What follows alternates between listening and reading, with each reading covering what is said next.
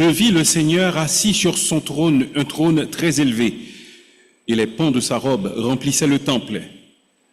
Des séraphins se tenaient au-dessus de lui. Ils avaient chacun 6 ailes, 2 dont ils se couvraient la face, 2 dont ils se couvraient les pieds et 2 dont ils se servaient pour voler. Ils criaient l'un à l'autre et disaient « Saint, Saint, Saint est l'Éternel des armées, toute la terre est pleine de sa gloire. » J'entendis la voix du Seigneur disant « Qui enverrai-je et qui marchera pour nous ?» Je répondis « Me voici, envoie-moi. » Frères et sœurs dans le Seigneur, chers amis, bonjour. Ce matin, nous sommes dans la présence de ce même Dieu, au sujet duquel les séraphins disent « Saint, Saint, Saint est l'Éternel des armées ». Et ce matin, il nous appelle également, il dit « Qui enverrai-je et qui marchera pour nous ?» Et face à son amour, face à sa splendeur, face à sa puissance, à sa bonté, à sa miséricorde envers nous, répondons comme le prophète « Me voici, envoie-moi ». Commençons à le faire en l'adorant de tous nos cœurs, en élevant nos voix à lui pour célébrer ses louanges. C'est notre frère Ronald Toussaint qui nous conduira dans le culte de ce matin.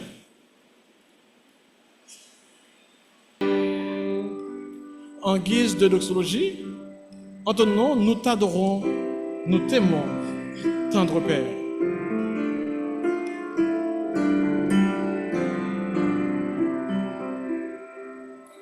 Nous t'adorons, nous t'aimons, tendre Père. Glorifie ton nom sur la terre. Glorifie ton nom. Glorifie ton nom. Glorifie ton nom sur la terre.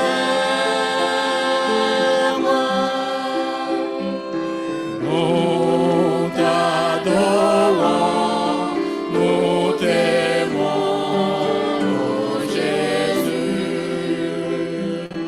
Glorifie ton nom dans nos vies. Glorifie ton nom. Glorifie ton nom. Glorifie ton nom dans nos vies.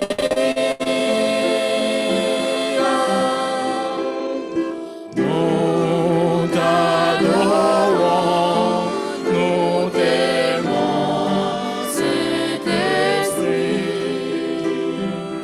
Glorifie Jésus dans l'Église. Glorifie Jésus. Glorifie Jésus. Glorifie Jésus dans l'Église.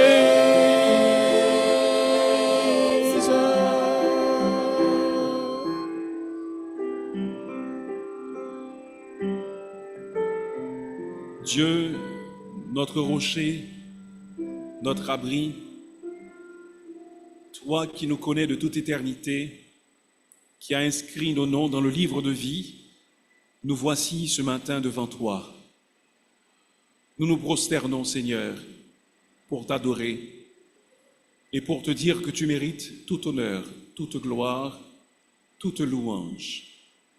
Accepte les chants de nos lèvres, accepte les méditations de nos cœurs. Fais que nous te voyions face à face, fais que nous te rencontrions et que nous sortions de ce lieu transformé parce que nous t'aurons rencontré et vu tel que tu es. Permets que chaque élément de ce culte contribue à t'honorer et à te glorifier. Permets que la parole proclamée puisse produire un puissant effet dans la vie de chaque personne ici présente. Et surtout, Seigneur, permets que nous ressemblions davantage à ton Fils, notre Seigneur Jésus, qu'il glorifie ton nom dans nos vies. En son nom, nous te prions ainsi. Amen. Ouvrez vos Bibles au psaume 127 et nous allons faire cette lecture à l'unisson du verset 1er au verset 5. Psaume 127, du verset 1er au verset 27, du verset 1er au verset 5 et nous allons faire cette lecture à l'unisson.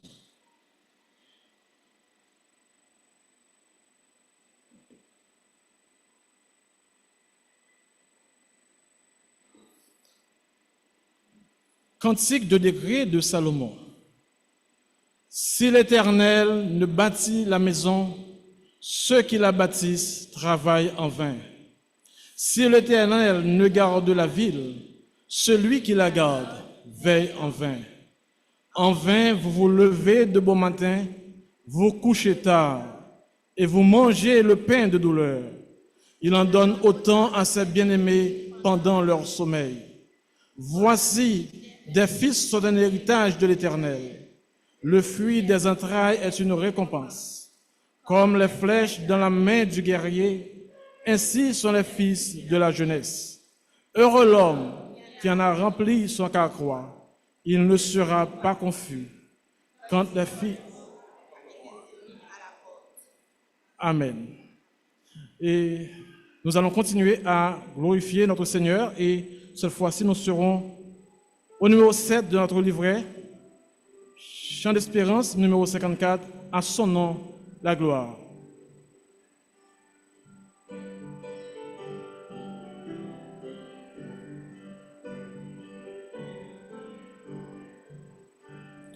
À la croix, ô mon sauveur, je fus venu briser de douleur, là son sang purifie à mon cœur.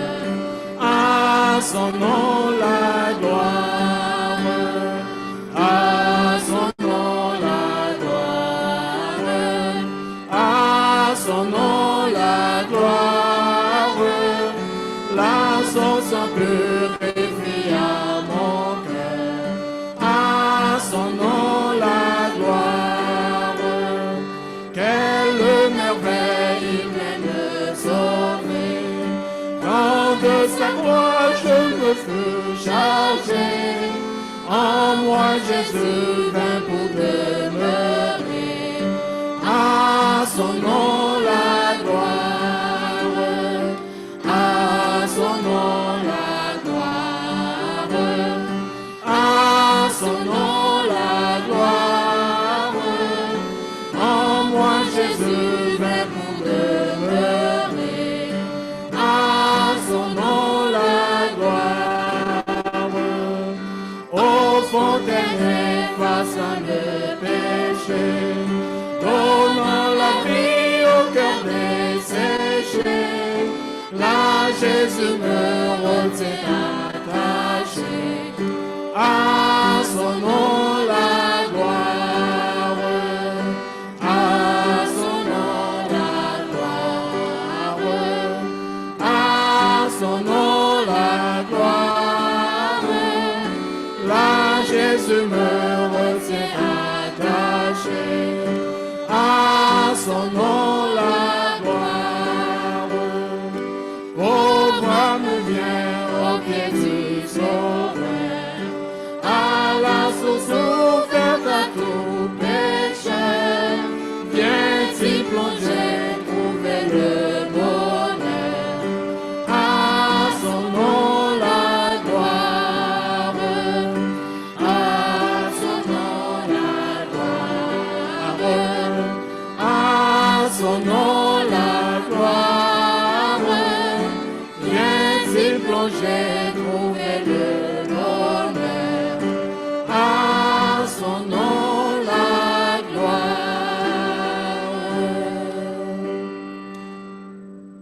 À son nom la gloire.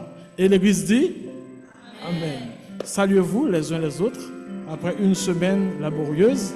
nous entamons une autre semaine et il faut se saluer.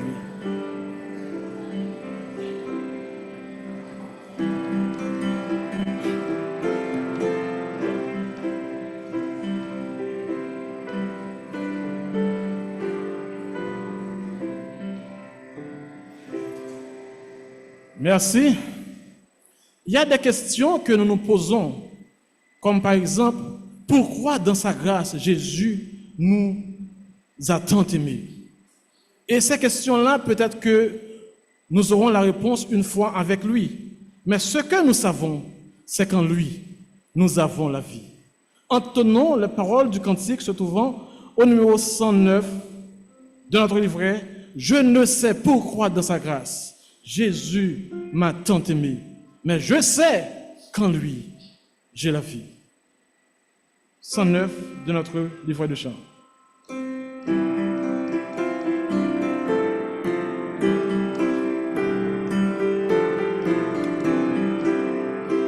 Je ne sais pourquoi dans sa grâce, Jésus m'a tant aimé.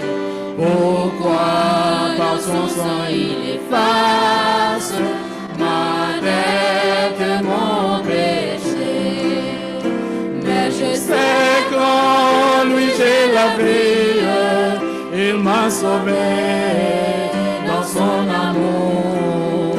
Et gardé par sa main meurtrie, j'attends l'heure de son retour.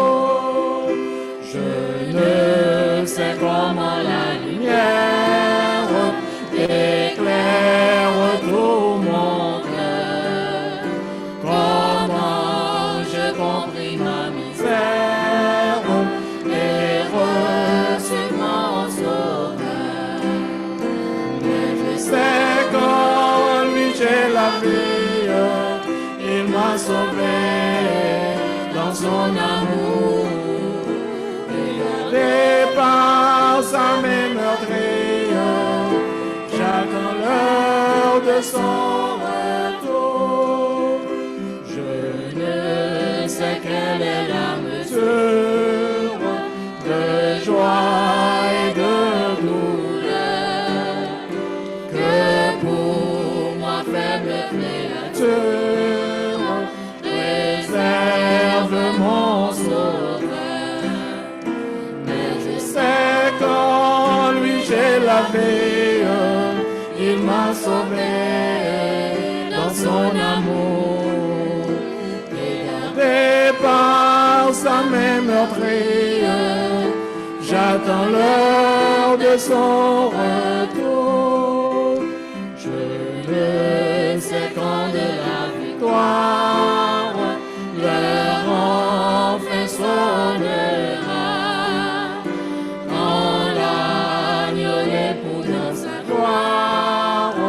Avec lui me prendra.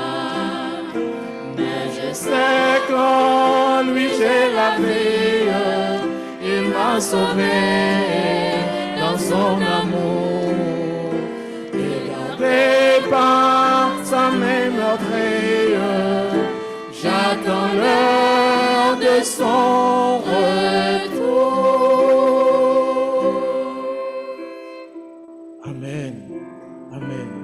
Et il a dit, si notre espoir était seulement dans cette vie, nous serions les plus malheureux des hommes. J'aime pas dire nous serions les plus malheureux des hommes. Car en Jésus, nous avons la vie et nous attendons l'heure de son retour. Et c'est le temps de passer le micro à notre frère Kanti Aurélien pour les annonces de la semaine. Merci beaucoup, mon frère. Bonjour tout le monde. C'est un plaisir d'être là et pour les annonces. La parole de Dieu nous dit que nous devons placer notre confiance en lui. Espère en l'Éternel, fortifie-toi et que ton cœur s'affermisse. Espère en l'Éternel. Nous voudrions saluer les visiteurs qui sont là, qui nous fréquentent ici à l'Assemblée. Nous allons vous demander de vous mettre debout pour que nous puissions vous accueillir. Avons-nous des visiteurs parmi nous ce matin? Non? Voilà, merci. Est-ce qu'il y aurait une deuxième personne à nous visiter ce matin? Non? Merci de nous avoir visités. Vous êtes à l'Assemblée Shalom Baptiste Fondamental. Vous allez recevoir une fiche et remplissez-la pour nous. Et après les annonces, nous allons recueillir les dîmes et les offrandes. Vous pourrez déposer la fiche pour nous. Et nous rappelons notre vision ici à l'Assemblée, c'est qu'à l'image de Christ, parvenir à aimer Dieu de tout notre cœur et nos prochains comme nous-mêmes. Et notre mission consiste à glorifier Dieu par une adoration pure et sincère, par l'édification des frères en vue du service, par l'évangélisation des perdus et par l'exercice de la compassion envers tous. C'est une habitude chez nous. Chaque semaine, nous mentionnons les noms et des membres des fidèles qui célèbrent leur anniversaire de naissance ou de mariage. Donc, pour cette semaine, je rappelle l'anniversaire de ces personnes, le 28 avril. Et aujourd'hui, c'est l'anniversaire de Anne Motte Bijou. Le 30 avril, celui de Berton Jean-Louis. Le 1er mai, l'anniversaire de naissance de Edith C. Jean-Marie, Guy-Pierre de Chavannes, et le 2 mai, l'anniversaire de naissance de Eva Pierre-Louis. Nous souhaitons un joyeux anniversaire à toutes ces personnes. Et si nous avons oublié de mentionner votre nom, vous pouvez nous le rappeler en composant le 28 15 73 49. Vous pouvez nous envoyer un message texte et pour nous dire que, voilà, mentionnez la date de votre anniversaire afin que nous puissions informer toute l'Assemblée. Les activités régulières de la semaine, et l'école du dimanche, c'est à 8h, le culte à 9h. Le mercredi, à 5h30, c'est la réunion de prière hebdomadaire par la foi que nous tenons en ligne, et sur Zoom et sur YouTube. Le vendredi, à 3h30, c'est le club des astronautes. Il y a eu environ 130 enfants présents et ce vendredi dernier, il n'y a pas eu de conversion. Le samedi à 4h, c'est le CVB. Je rappelle que le CVB qui signifie Christ vient bientôt. Vous connaissez votre Bible, c'est pour les jeunes, c'est à 4h.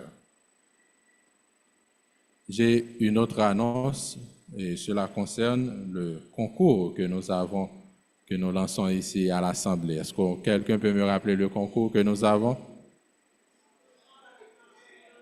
Je chante avec ma mère. Ce matin, je voudrais voir les mères qui se sont inscrites au concours. Est-ce que vous pouvez lever la main? Pardon? Je ne peux pas lever. Non, au moins, madame, moi qui lève main. Je chante avec ma mère. Je voudrais voir les femmes, si vous êtes inscrits. Non? Pas d'espoir, non? Il y a espoir? Et date limite là. Pardon? Pasteur a dit Vélance inscrit, donc c'est fini. Donc il faut vous inscrire. Et il faut s'inscrire, c'est vraiment, vraiment important. Vous n'allez pas regretter ce temps-là. Et passer avec vos enfants, faire des répétitions et ensuite vous préparer pour participer au concours où je chante avec ma mère. Donc, aujourd'hui, c'est la date limite d'inscription. OK? Il faut s'inscrire aujourd'hui. Il faut voir Stevenson Denis et donner 500 gourdes pour vous inscrire. Je rappelle, le premier tour se fera samedi prochain, 4 mai. Le deuxième tour, le 18 mai. Et la finale, c'est dimanche après culte, le dimanche 26 mai. Donc, tout déjà inscrit pour je chante avec mon père. Donc, nous mettons tous mes noms. Il n'y a pas de problème. Donc, il faut s'inscrire, mes amis, et participer ensemble au concours. OK, c'est tout pour les annonces. Nous terminons en lisant le verset de la semaine que nous trouvons en 2 Corinthiens, le chapitre 8, le verset 9. Ensemble, lisons. Car vous connaissez la grâce de notre Seigneur Jésus-Christ. C'est ça? Eh bien. Ok, ensemble, nous lisons ce qui est projeté. Car il nous faut tous comparaître devant le tribunal de Christ, afin que chacun reçoive selon le bien ou le mal qu'il aura fait étant dans son corps. Amen. Nous faisons une lecture méditative, essayer de... Qu'est-ce que ce verset me dit? Qu'est-ce que je dois apprendre? Qu'est-ce que je dois comprendre afin de pouvoir vraiment tirer profit des lectures que nous faisons? Merci et bon culte.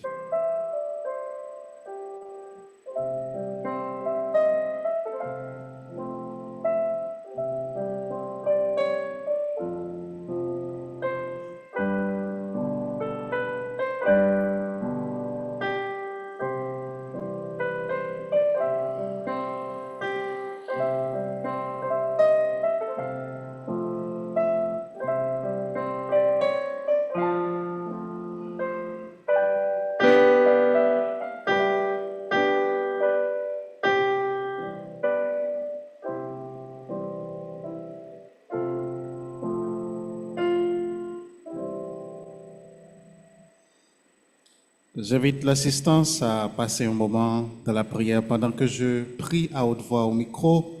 Vous pouvez également prier à voix basse ou bien dans vos cœurs.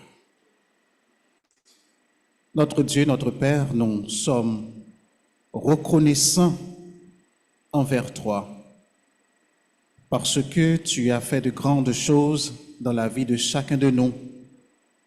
Merci Seigneur pour la vie que tu nous donnes. Merci pour chaque minute, chaque seconde. Merci pour la santé que tu accordes à beaucoup d'entre nous. Nous voulons surtout te remercier, Seigneur, pour la protection, la sécurité que tu nous donnes.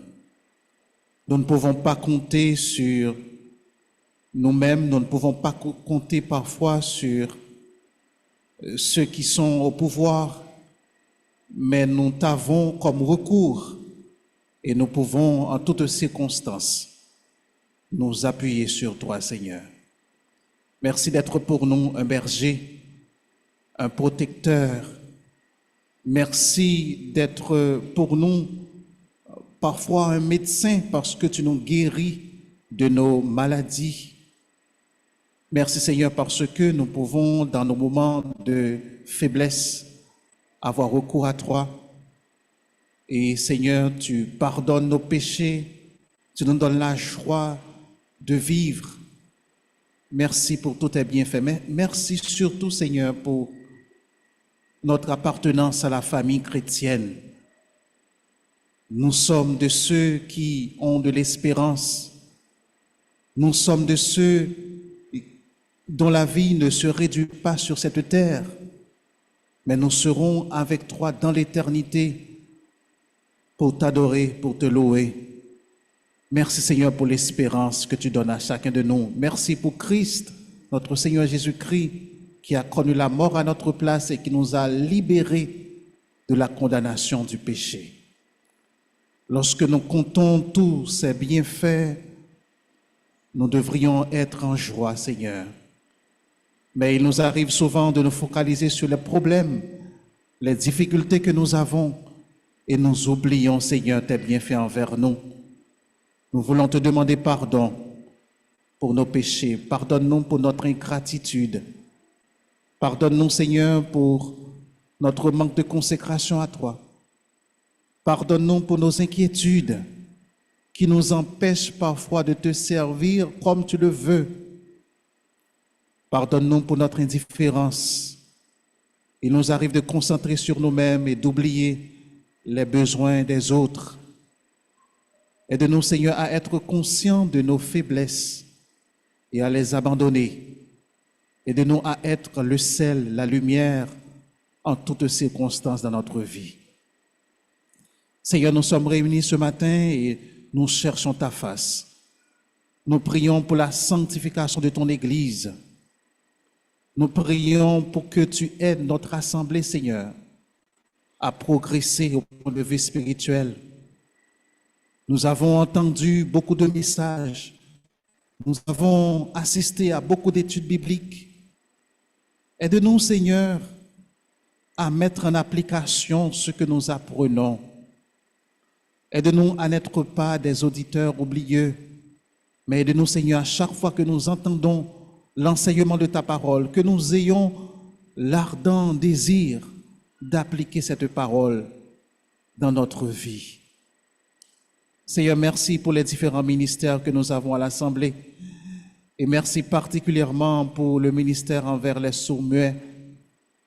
Merci pour le ministère d'évangélisation et nous te demandons, Seigneur, de continuer à bénir tous les ministères et de permettre à ce que nous avancions vers l'accomplissement de la mission que nous avons ici. Dieu d'amour, nous voulons te prier pour les femmes enceintes qui sont parmi nous et qui attendent impatiemment un bébé.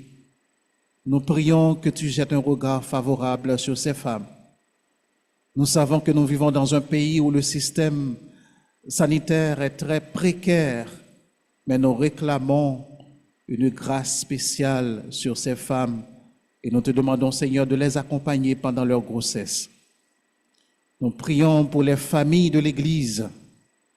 Permets que les pères soient de bons exemples pour leurs enfants et qu'ils prennent leurs responsabilités en tant que pères de famille. Qu'ils soient aussi,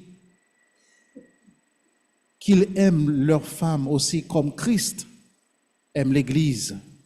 Nous prions pour les femmes également et permets qu'elles soient soumises à leur mari et qu'elles les respectent pour qu'il y ait de l'harmonie au sein de la famille. Seigneur, nous prions pour les familles qui sont en difficulté au point de vue économique. Il y en a qui ne peuvent pas envoyer leurs enfants à l'école. Il y en a, Seigneur, qui ont des difficultés à nourrir leurs enfants. Nous te demandons, Seigneur, de pourvoir à leurs besoins. Seigneur, nous voulons te prier pour les assemblées qui sont en difficulté. Nous te demandons, Seigneur, de les accompagner. Il y a des assemblées, il y a des églises qui ne peuvent pas se réunir à cause du problème d'insécurité que nous connaissons dans le pays.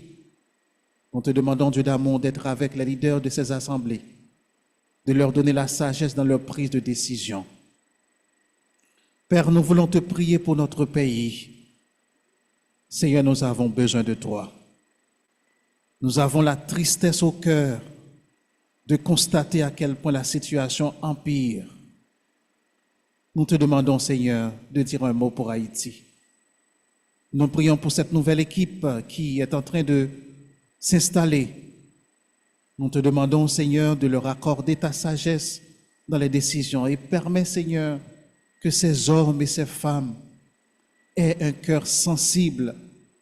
Permets, Seigneur, qu'ils soient motivés à prendre des décisions qui vont dans l'intérêt de la nation. Permets qu'ils oublient leurs propres intérêts et qu'ils voient l'intérêt de notre pays, Seigneur. Nous prions pour ceux qui font le mal, ceux qui méditent le mal chaque jour. Nous prions pour la transformation de leur cœur. Nous prions qu'ils se tournent vers toi, Seigneur. Mais s'ils refusent de le faire, nous prions aussi que tu exerces ta justice. Parce que tu es le Dieu de justice et tu ne peux pas voir le mal. Nous réclamons ta grâce et ta protection sur les innocents. Nous réclamons ta grâce et ta protection sur les membres de notre assemblée, sur tes enfants, Seigneur, quand ils doivent se rendre au travail, quand ils doivent vaquer à leurs activités, que tu sois avec eux, que tu les protèges. Seigneur, nous voulons te prier pour la paix dans le monde. Nous vivons dans un monde troublé. Il y a des guerres partout, dans plusieurs endroits du monde, Seigneur. Il y a des gens qui meurent chaque jour. S'il te plaît, Seigneur, parle aux dirigeants des nations qui sont en guerre et permets, Seigneur, qu'ils aient la sagesse de prendre la décision de cesser de faire la guerre. Notre Dieu, quant à nous qui sommes tes enfants, qui vivons dans un monde si troublé, aide-nous, Seigneur, à rester attachés à toi. Aide-nous, Seigneur, à ne pas oublier que tu nous as dit dans ta parole que nous aurions la tribulation dans le monde. Aide-nous à ne pas oublier que tu as déjà vaincu le monde. Aide-nous à prendre de bonnes décisions dans un contexte si difficile. Accorde-nous ta sagesse et permets que toutes les décisions que nous prenons en tant que tes enfants soient en harmonie avec ta volonté. Dans quelques instants, nous allons écouter ta parole. Nous prions que tu sois avec notre pasteur Jean-Maxime Pierre qui va nous parler de ta part. Permets que les mots qu'il utilise viennent directement de toi et permets que nos cœurs soient prêts à recevoir ton enseignement et que nous puissions aussi l'appliquer dans notre vie. Merci pour l'offrande que nous avons recueillie ce matin et permets qu'elle soit utilisée pour l'avancement de ton œuvre. Écoute nos cris, écoute notre prière, car nous te l'adressons non en fonction de nos mérites, mais au nom de ton Fils Jésus, lui qui vit et qui règne au siècle des siècles. Amen.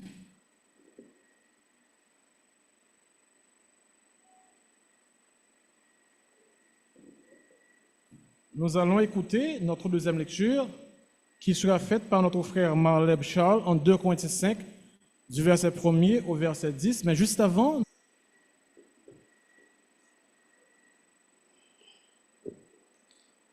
Seconde épître de Paul aux Corinthiens, chapitre 5, et les versets 1 à 10. 2 Corinthiens 5, chapitre 2 Corinthiens 5, et les versets 1 à 10.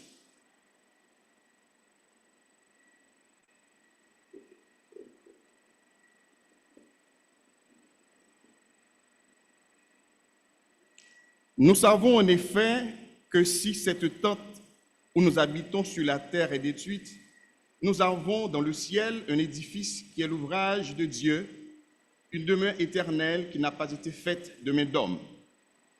Aussi nous gémissons dans cette tente, désirant revêtir notre domicile céleste, si du moins nous sommes trouvés vêtus et non pas nus, car tandis que nous sommes dans cette tente, nous gémissons, accablés, parce que nous voulons non pas nous dépouiller, mais nous revêtir, afin que ce qui est mortel soit englouti par la vie. Et celui qui nous a formés pour cela, c'est Dieu, qui nous a donné les arts de l'esprit. Nous sommes donc toujours pleins de confiance, et nous savons qu'en demeurant dans ce corps, nous demeurons loin du Seigneur, car nous marchons par la foi et non par la vue. Nous sommes pleins de confiance et nous aimons mieux quitter ce corps et demeurer auprès du Seigneur. C'est pour cela aussi que nous nous efforçons de lui être agréables, soit que nous demeurions dans ce corps, soit que nous le quittions. Car il nous faut tous comparaître devant le tribunal de Christ, afin que chacun reçoive selon le bien ou le mal qu'il aura fait, étant dans ce corps. Amen.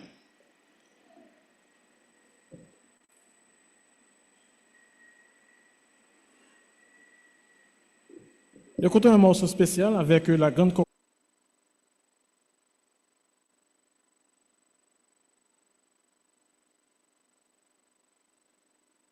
force, ma consolation, une lampe devant mes pas.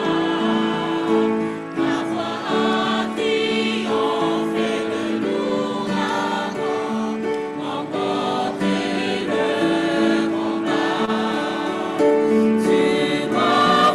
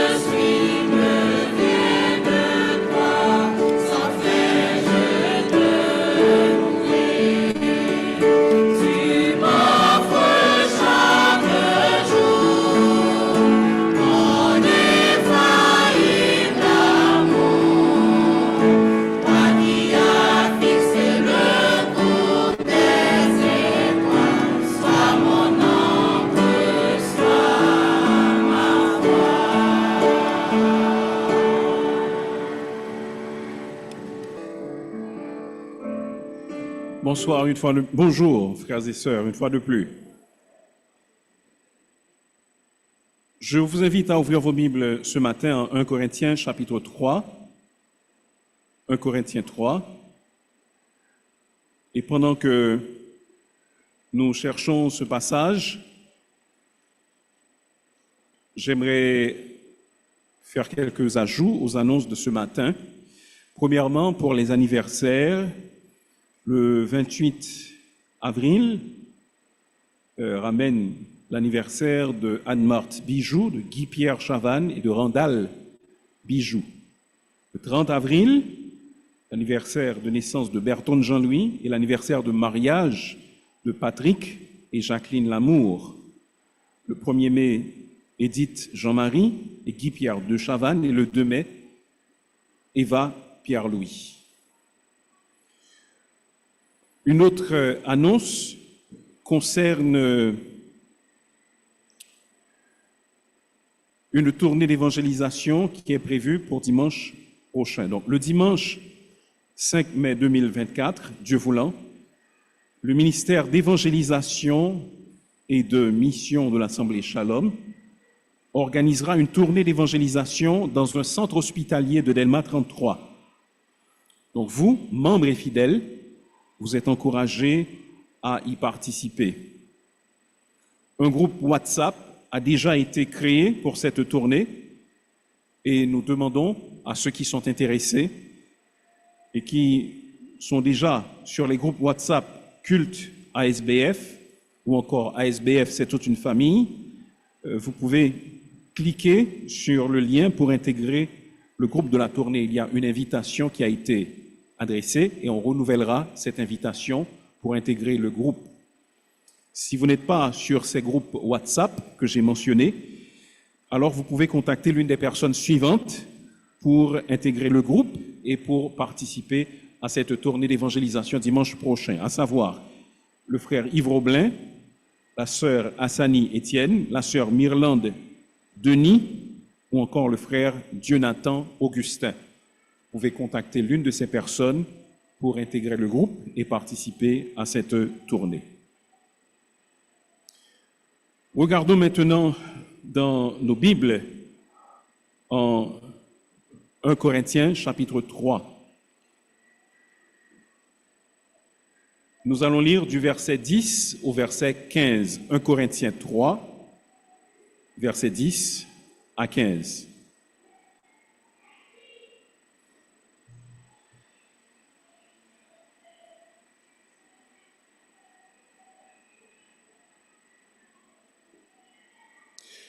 Lisons 1 Corinthiens chapitre 3 du verset 10 au verset 15.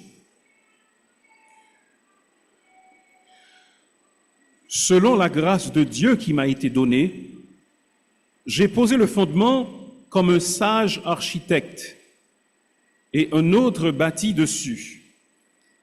Mais que chacun prenne garde à la manière dont il bâtit dessus, car personne ne peut poser un autre fondement que celui qui a été posé, savoir Jésus-Christ.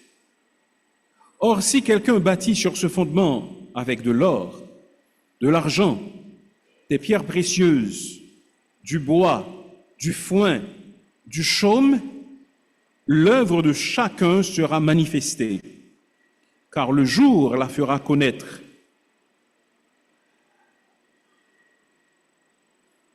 Parce qu'elle se révélera dans le feu, et le feu éprouvera ce qu'est l'œuvre de chacun. Si l'œuvre bâtie par quelqu'un sur le fondement subsiste, il recevra une récompense. Si l'œuvre de quelqu'un est consumée, il perdra sa récompense. Pour lui, il sera sauvé, mais comme au travers du feu. Parole du Seigneur. Vous savez que ce mois-ci, nous l'avons consacré à la question de la gérance chrétienne. Ce passage a rapport, encore une fois, avec le même sujet, et je pense que vous allez pouvoir comprendre pourquoi nous le disons. Beaucoup d'entre nous ici présents ont vécu les heures sinistres du séisme du 12 janvier 2010. Personnellement, j'étais dans une salle située dans le sous-sol d'un édifice. Lorsque j'ai senti les premières secousses, je me suis vite abrité sous une table. Je me suis accroché, agrippé aux jambes de la table, pensant que sans doute je mourrais ce jour-là. Et pendant que le sol, la terre secouait et que la poussière montait de manière insoutenable, j'étais dans une salle de classe, les étudiants criaient, invoquaient le nom de Jésus. Je me disais que je n'allais pas survivre, mais par la grâce de Dieu, j'ai eu la vie sauve.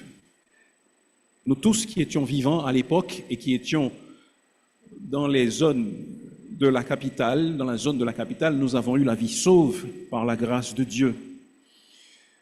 Dans les jours qui ont suivi, les semaines qui ont suivi, nous avons vu des décombres là où naguère étaient édifiées des maisons apparemment solides. Nous avons senti l'odeur de la mort lorsque les victimes ne pouvaient pas être enlevées des décombres des maisons effondrées comme des châteaux de cartes. Nous avons ressenti les répliques terrifiantes. Nous avons passé des nuits à dormir à la belle étoile. Nous avons même tenu des cultes sur la cour de l'église. Vous en souvenez-vous? Toutefois, les experts et les observateurs,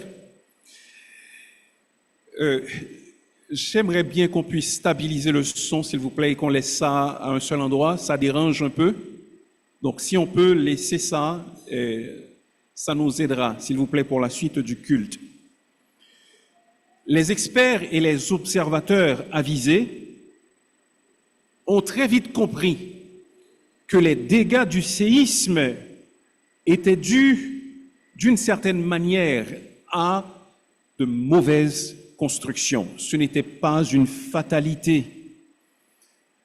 Le séisme était en quelque sorte un test pour vérifier la solidité des édifices. Dans le passage d'aujourd'hui, notre vie, en quelque sorte, est présentée comme étant un édifice, comme étant une œuvre dont la valeur véritable, dont la solidité véritable sera déterminée par une évaluation future, une évaluation à venir. Dans le texte, il est question d'architectes, de fondements, de matériaux, de récompenses pour les bonnes constructions, etc. C'est pourquoi nous pouvons dire que la leçon principale qui se dégage de ce texte est la suivante. Bâtissons nos vies à la lumière de notre comparution devant Christ, parce que c'est de cela qu'il s'agit. L'édifice de notre vie, un jour, va être évalué par le Seigneur Jésus. Et si nous voulons passer cette épreuve, il faut que nous bâtissions notre vie à la lumière de ce jugement dernier. En tant que gérants de Dieu, nous aurons des comptes à rendre à Dieu et au Seigneur Jésus. Peut-être que certains d'entre vous, ce matin, disent « Je suis jeune, j'ai encore du temps devant moi. » Mais plus vous commencez tôt, le mieux ce sera. Plus votre édifice pourra être solide. Peut-être, par contre, dites-vous, il est trop tard pour moi. J'ai perdu trop de temps, je suis trop âgé. Non, il n'est jamais trop tard pour bien faire. Il vaut mieux bâtir un peu que de ne pas avoir bâti du tout. En regardant donc ce texte, nous allons saisir et expliquer certaines vérités, certains conseils pour que nous puissions bâtir notre vie à la lumière de notre jugement dernier, de ce rendement de compte, de cette reddition de compte au Seigneur Jésus-Christ. Premièrement, le texte nous fait comprendre que nous devons bâtir sur la bonne fondation. Bâtir sur la bonne fondation.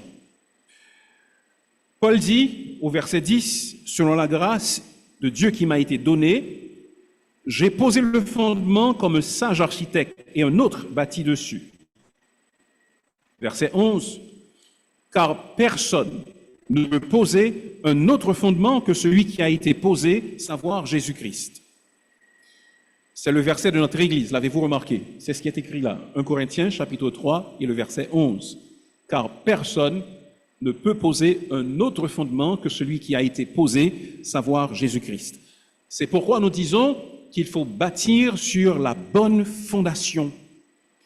Ces paroles concernent avant tout ceux qui, à Corinthe, enseignaient. Ils devaient faire attention à leur enseignement pour ne pas s'écarter de Christ.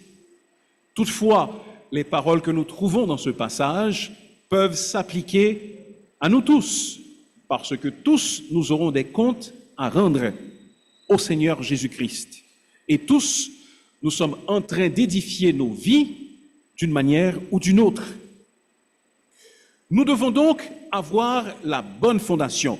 Et la bonne et la seule fondation possible, c'est qui? C'est le Seigneur Jésus-Christ. Paul, en tant qu'apôtre, se décrit en tant qu'un architecte, un sage architecte qui pose un fondement. Et ce fondement, c'est Jésus-Christ. Et chaque personne, chacun d'entre nous, bâtit sur ce fondement. Cependant, avant de pouvoir bâtir sur ce fondement, il faut s'assurer que nous sommes en train de bâtir sur le bon fondement. Le point de départ de toute construction d'un édifice d'envergure, d'un édifice qui va durer, c'est la fondation. La fondation soutient le poids de la structure. La fondation garantit la stabilité de l'édifice. C'est pourquoi il faut avoir une bonne fondation. Et Jésus est le seul fondement, la seule fondation qui puisse être posée et sur qui nous pouvons bâtir notre vie. Cela veut dire que si nous commençons à bâtir notre vie de toute autre manière que sur le fondement de Jésus-Christ, nous faisons fausse route. Et notre édifice ne pourra pas durer pour l'éternité. Imaginez par exemple un arbre d'apparence saine et d'apparence solide. Cependant, ses racines sont peu profondes et ses racines sont faibles. Le sol dans lequel il est planté n'est pas égal et le sol présente des signes d'érosion. Alors, à la moindre brise et au moindre vent, l'arbre commence à osciller. Et si le vent devient plus fort, alors l'arbre est renversé. Cette image représente quelque chose qui semble extérieurement fort, mais qui n'a pas de fondement solide. C'est ainsi que sera notre vie si nous ne la fondons pas sur le Seigneur Jésus-Christ. Elle pourra paraître forte, cependant, elle sera faible parce qu'elle n'aura pas été construite, édifiée sur le bon fondement. Que veut dire bâtir sur le bon fondement qu'est le Seigneur Jésus-Christ? Eh bien, comprenez ceci. La décision la plus importante que vous puissiez prendre dans votre vie, c'est de mettre votre foi dans le Seigneur Jésus-Christ pour le salut de votre âme. C'est ça le fondement dont il est question dans ce passage. Il s'agit d'établir une relation personnelle, salvatrice avec Jésus. Il s'agit de mettre notre confiance en lui pour que nous puissions jouir de la vie éternelle. Le Seigneur Jésus-Christ, pendant qu'il était sur terre, a eu un entretien avec un chef religieux qui s'appelait Nicodème. Il a dit à Nicodème, « Si un homme ne naît de nouveau, il ne peut voir le royaume de Dieu. Et il faut que vous naissiez de nouveau. » Nicodème, ne comprenant pas les paroles du Seigneur Jésus, lui a dit, comment un homme peut-il naître quand il est vieux? Peut-il rentrer dans le sein de sa mère et naître? Alors Jésus lui a expliqué qu'il s'agissait d'une naissance spirituelle. Il ne s'agissait pas d'une naissance physique, mais d'une naissance spirituelle. Il parlait au fait d'une nouvelle naissance, d'une renaissance.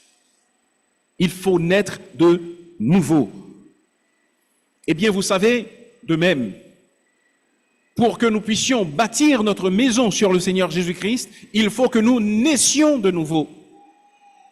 Le Seigneur continue son entretien avec Nicodème, lui expliquant que la naissance dont il parlait, c'était une naissance spirituelle, et lui disant ces paroles que beaucoup d'entre nous connaissent, car Dieu a tant aimé le monde, qu'il a donné son Fils unique, afin que quiconque croit en lui ne périsse point, mais qu'il ait la vie éternelle. Nicodème, comment peux-tu naître de nouveau? Comment peux-tu m'avoir pour fondement?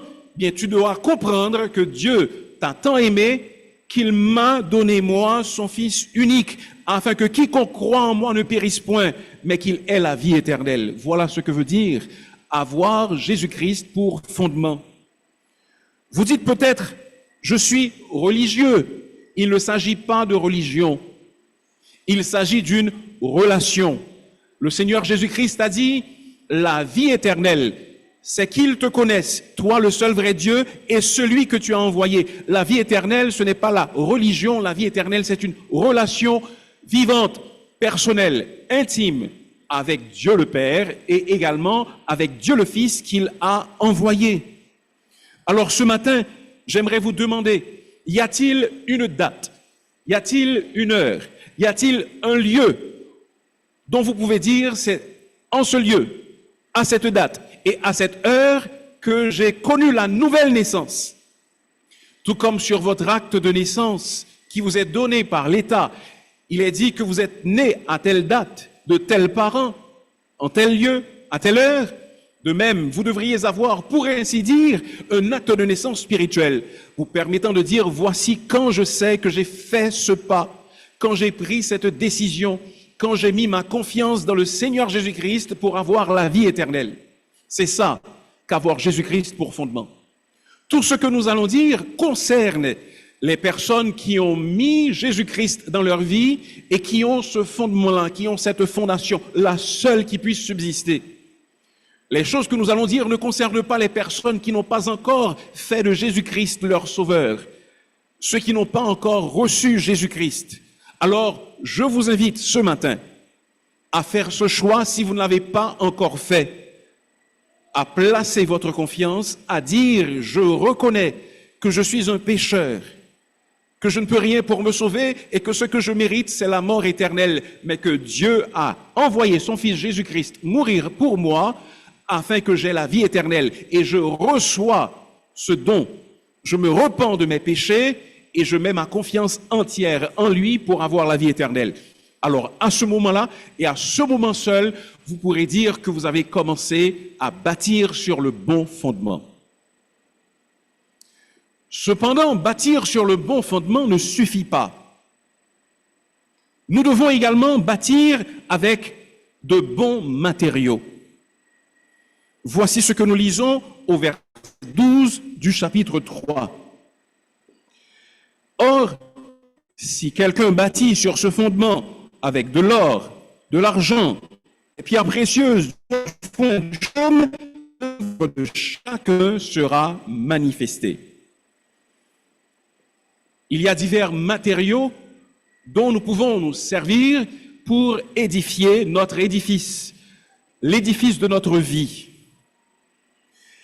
Ce passage mentionne deux types de matériaux. Ce sont d'abord les matériaux nobles, ensuite les matériaux vils, de peu de valeur. Le premier groupe de matériaux comprend l'or. Nous savons tous que l'or est un métal précieux, de même que l'argent. Il mentionne également les pierres précieuses. Ce sont les matériaux que l'on peut utiliser pour bâtir sur la fondation. Lorsqu'il est question ici des pierres précieuses, Nous ne devons pas penser à des pierres précieuses comme les diamants, topazes, les joyaux, sardoine, rubis, etc., saphir. Mais nous devons penser de préférence à du marbre.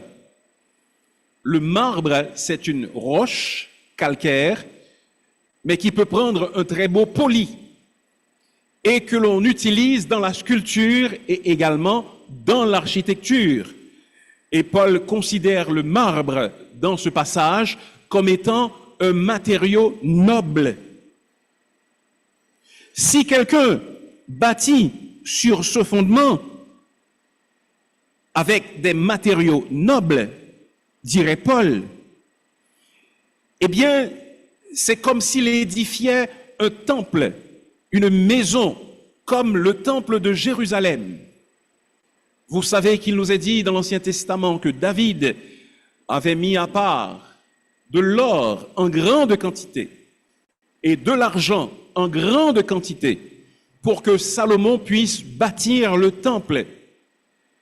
Donc, si nous utilisons les bons matériaux qu'il faut, c'est comme si nous sommes en train de bâtir un beau palais, une résidence luxueuse, utilisant les matériaux les plus durables et les plus précieux. Et il se peut également que nous utilisions des matériaux qui sont vils, c'est-à-dire des matériaux qui n'ont pas beaucoup de valeur, comme le bois, comme le chaume et comme le foin. Qu'est-ce qui constitue l'or, l'argent, les pierres précieuses? Qu'est-ce que Paul veut dire par ces matériaux nobles? Ce sont d'abord, pour ceux qui enseignent, les enseignements qui sont en accord avec l'Évangile, en accord avec la parole de Dieu. Parce que, souvenez-vous-en, je vous l'ai dit tout à l'heure, ces paroles s'adressent d'abord à des gens qui enseignaient et qui voulaient faire passer leur savoir et leur connaissance. Alors Paul leur fait savoir, eh bien, votre enseignement doit être conforme à l'Évangile, votre enseignement doit avoir comme fondement le Seigneur Jésus-Christ. Mais comme je vous l'ai dit également, ceci s'adresse à nous tous. Donc les pierres précieuses, l'or, l'argent, ce sont les vertus qui sont recommandées par l'Écriture, comme la fidélité. En 1 Corinthiens chapitre 4, verset 2, par exemple, Paul dit, « Ce qu'il est demandé des dispensateurs, c'est que chacun soit trouvé fidèle. » Donc si nous construisons pour le Seigneur avec fidélité, nous sommes en train de construire avec de l'or, de l'argent et des pierres précieuses. Si nous avons la bonne motivation, à savoir l'amour de Dieu et l'amour de nos prochains, nous sommes en train de bâtir avec des pierres précieuses. Mais qu'est-ce qui constitue le bois, le chaume, le foin? Le foin, c'est de l'herbe qui a été séchée. Le chaume, c'est de la paille.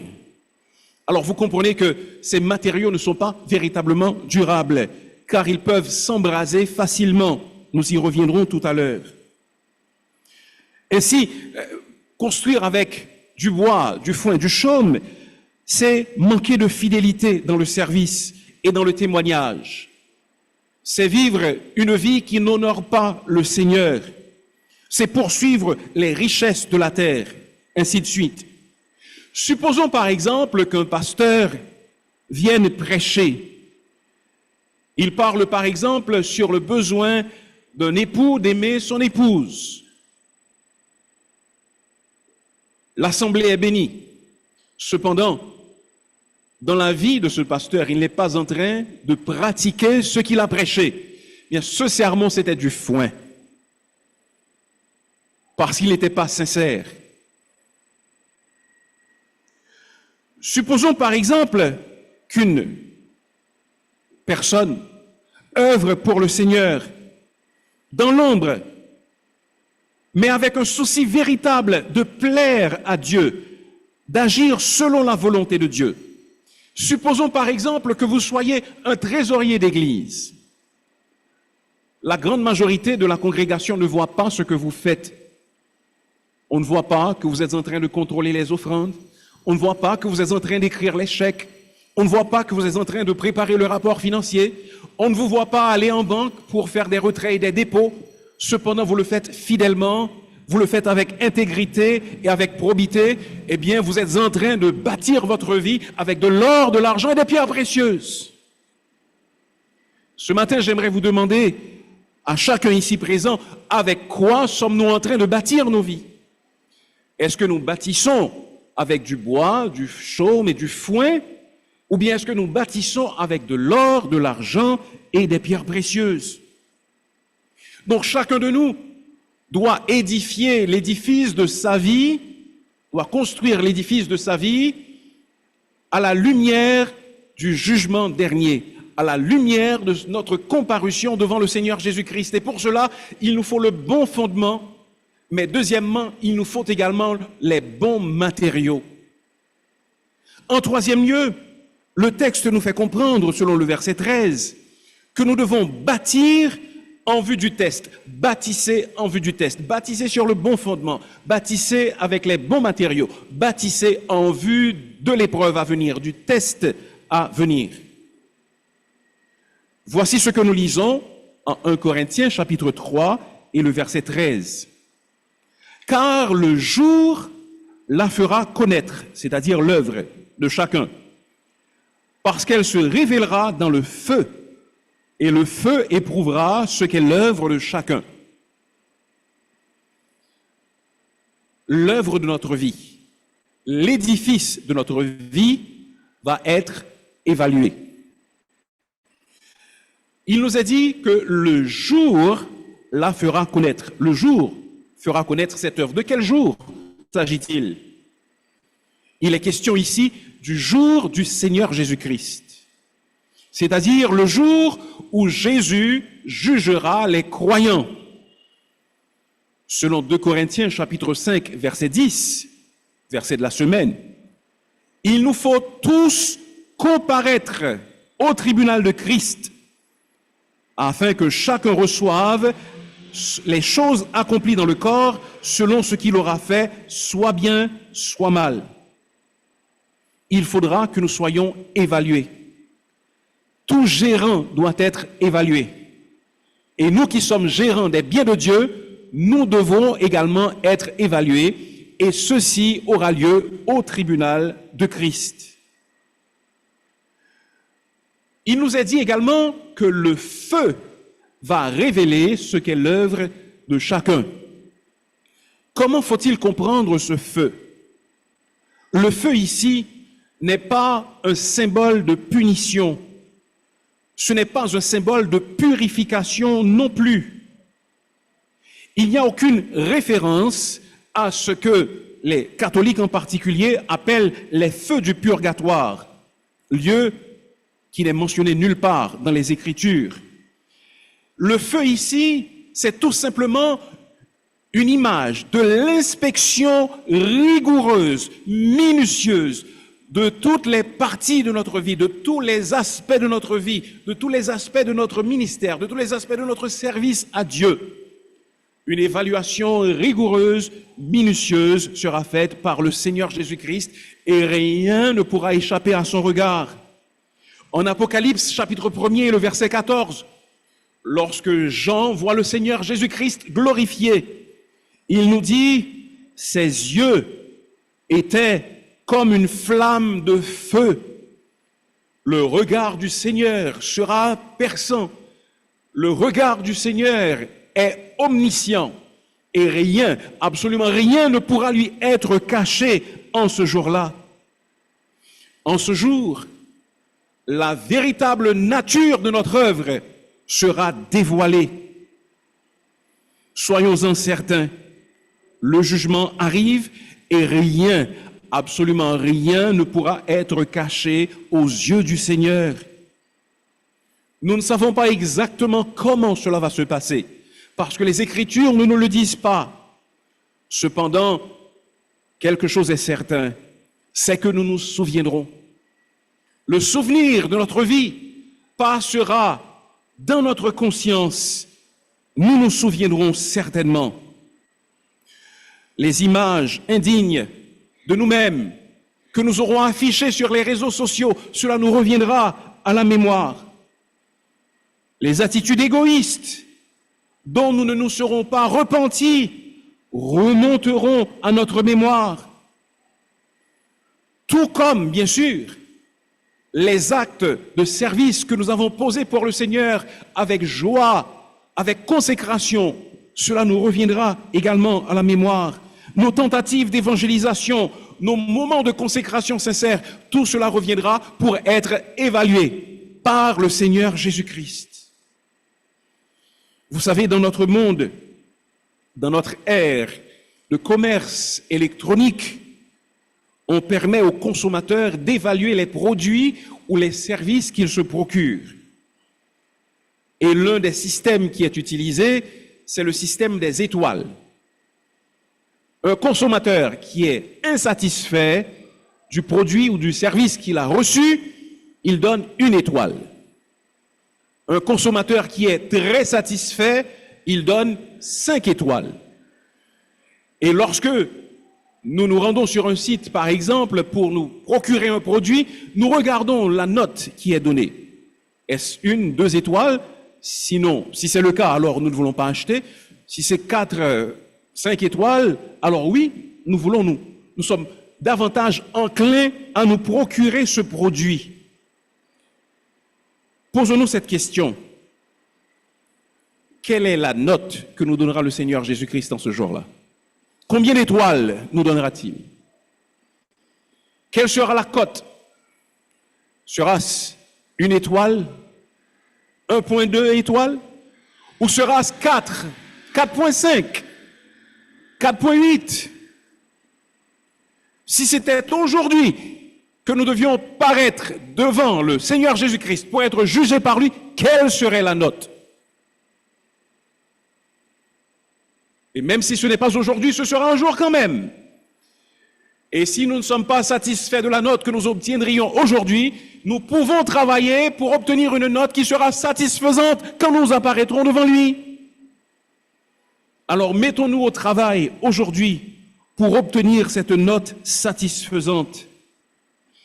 Pour certains d'entre nous, il faudra abandonner certains amis et ne pas écouter leurs conseils qui nous portent à faire le mal. Pour certains d'entre nous, il faudra renoncer à certaines habitudes pour vivre pour Dieu.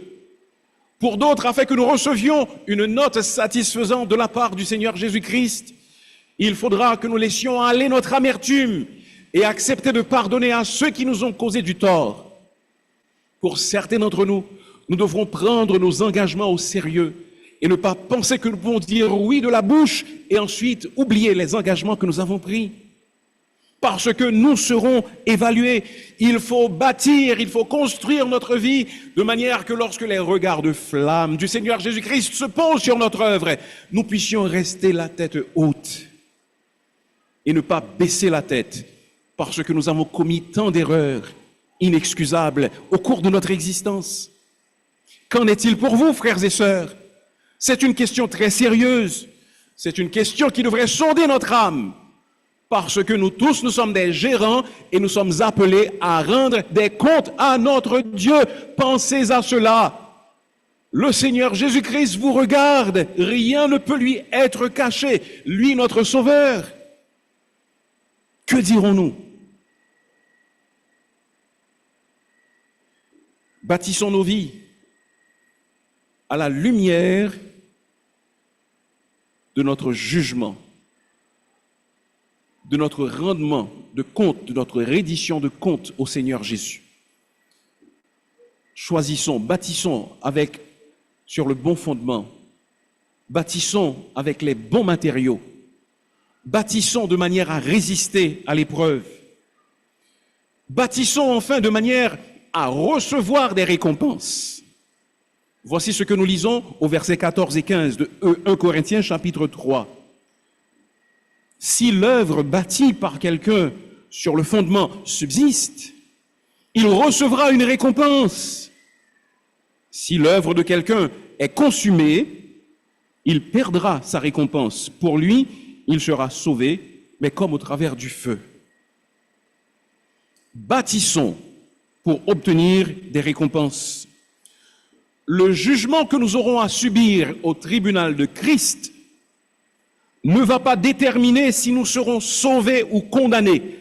Cela a été réglé à la croix. Il n'y a donc maintenant aucune condamnation dans Jésus-Christ. Ça, c'est réglé. Cependant, nous serons jugés au tribunal de Christ pour savoir si nous recevrons ou pas. Certains recevront des honneurs, tout comme lors d'une cérémonie de remise de diplôme.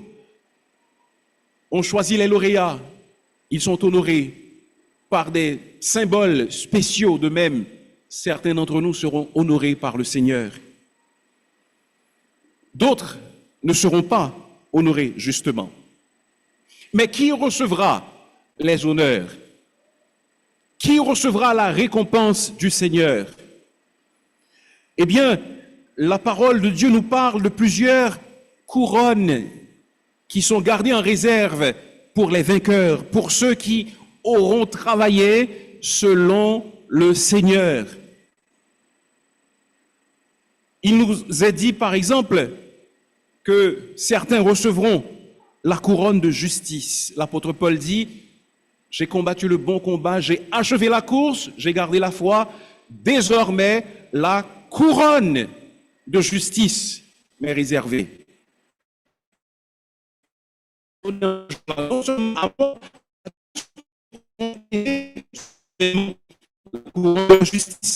C'est pour ceux qui auront combattu le bon combat, qui auront gardé la foi jusqu'à la fin.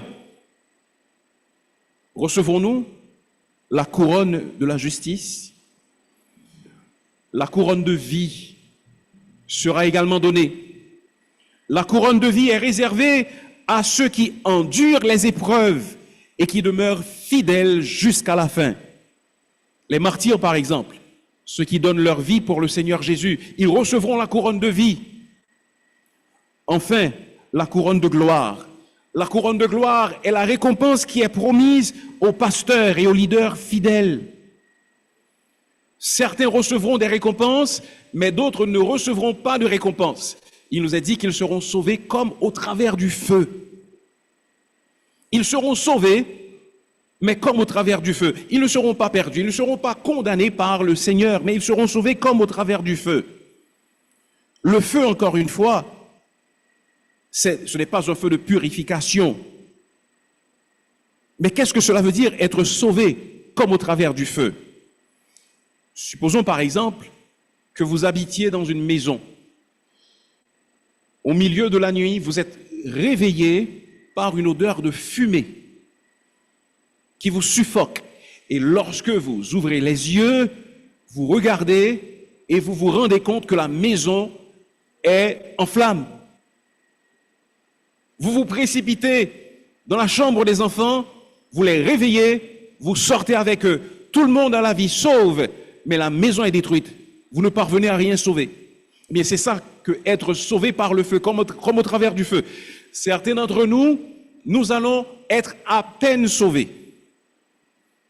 Cela veut dire que nous n'aurons aucune récompense, parce que nous serons partis les mains vides. Nous n'aurons rien à offrir au Seigneur Jésus-Christ. Nous n'aurons rien fait de valable pour lui. Nous n'aurons rien accompli de durable pour le royaume. Est-ce là ce que nous voudrions? Ne voudrions-nous pas avoir une récompense? Pas pour avoir une récompense, mais tout simplement parce que j'aime le Seigneur. Je veux faire sa volonté, je veux le suivre, je veux le servir. Et puisqu'il en est ainsi, lorsqu'un jour je parais devant lui, je recevrai l'une de ces couronnes qu'il promet. Frères et sœurs, nous sommes gérants et nous aurons des comptes à rendre. C'est pour cela que nous devons bâtir notre vie à la lumière de notre comparution devant Christ. Bâtissons sur le bon fondement. Vous qui ne connaissez pas encore Jésus, assurez-vous que vous le recevez, qu'il est votre sauveur et que vous le suivez. Bâtissons avec les bons matériaux, l'or, l'argent, les pierres précieuses. Bâtissons de manière à résister à l'épreuve par le feu qui sera faite de l'œuvre de notre vie. Bâtissons de manière à remporter des récompenses Pas tout simplement pour avoir les récompenses, encore une fois, mais parce que nous aimerons tellement le Seigneur que notre service nous rapportera des récompenses de sa part. Nous devrons tous comparaître devant le tribunal du Christ. Pensez à cela. Imaginez un marin qui se tient à la barre d'un voilier et qui fait face à un océan vaste, agité. Les vagues frappent le navire, le vent est sur le point de le faire chavirer. Cependant, le marin est là, ferme, à la barre, au gouvernail. Il regarde de temps à autre sa boussole pour s'assurer qu'il ne perd pas le chemin. Mais au travers des nuages, sa référence principale, c'est l'étoile polaire, l'étoile du Nord, qui brille de temps à autre à travers les nuages. Et c'est là sa référence principale.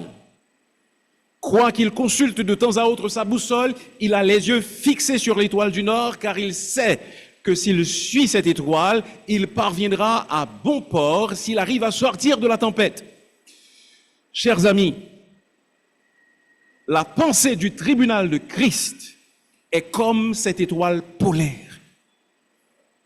Nous devons constamment avoir les yeux fixés sur cet événement à venir pour que nous ne nous égarions pas en route et pour que nous ne fassions pas fausse route et pour que le navire de notre vie ne chavire pas. Les vagues de la tentation s'amasseront contre ce bateau pour le renverser. Mais gardons les yeux fixés sur l'étoile polaire du tribunal de Christ. Nous serons tentés d'abandonner le service à cause de l'ingratitude des frères, à cause du manque de récompense, à cause du découragement tout simplement, mais gardons les yeux sur l'étoile polaire du tribunal de Christ. Et lorsque nous réfléchissons au fait qu'un jour, nous aurons à rendre compte au Seigneur Jésus-Christ pour les actions que nous aurons posées dans cette vie, alors nous pourrons continuer à avancer malgré vents et marées. Chaque action que nous posons dans notre vie, chaque pierre, si vous voulez utiliser l'image de l'édifice, que nous posons dans notre vie, cela doit être fait avec la pensée de ce jugement. Qu'en sera-t-il au dernier jour?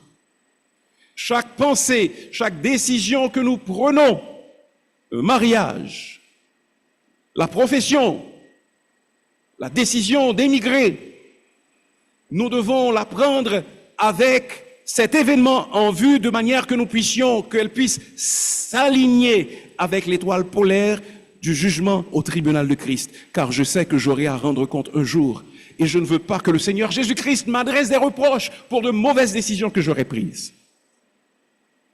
Voilà comment nous devons agir en tant que gérants des choses de Dieu. Vous savez que ceux qui gèrent la chose publique, ceux qui sont comptables des deniers publics, ils ont également des comptes à rendre. Et lorsqu'ils ont rendu des comptes, soit ils reçoivent un quitus, cela veut dire qu'ils ont bien rempli leur fonction, soit ils reçoivent un avis de débet, cela veut dire qu'ils ont mal agi et qu'il y a lieu de faire des investigations et qu'il y a eu probablement des fraudes. Qu'en sera-t-il lorsque nous serons devant le Seigneur Jésus? Recevrons-nous un quitus, un sourire du Seigneur Jésus-Christ, nous disant « Bien fait, bon et fidèle serviteur », ou recevrons-nous un avis de débet nous disant « Entre », tout simplement. Moi, je veux le sourire du Seigneur Jésus. J'espère que vous également, vous voulez son sourire. Si c'est le cas, mettons-nous à l'œuvre dès aujourd'hui. Parce que aussi sûrement que vous êtes présents dans cette salle aujourd'hui, ainsi il est certain que nous aurons à nous présenter au tribunal de Christ pour lui rendre compte de notre vie. Prions le Seigneur.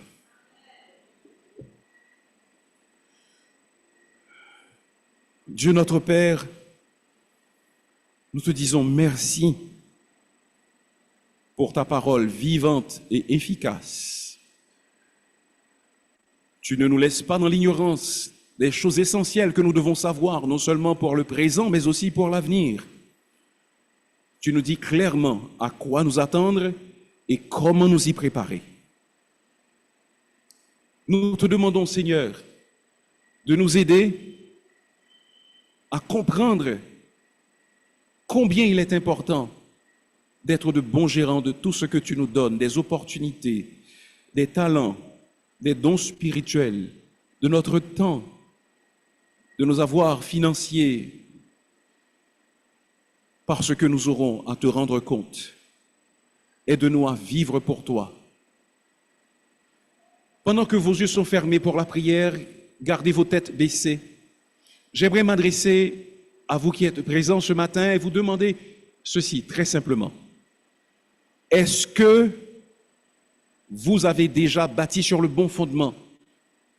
Est-ce que Jésus est votre maître? Est-ce qu'il est votre Seigneur? Si ce n'est pas le cas, et que vous aimeriez justement commencer à bâtir sur le bon fondement, est-ce que vous aimeriez faire signe de la main? Pasteur, je ne connais pas encore le Seigneur Jésus, mais je veux me soumettre à sa seigneurie. Pourriez-vous me guider? Priez pour moi. Si c'est le cas, voulez-vous faire signe de la main?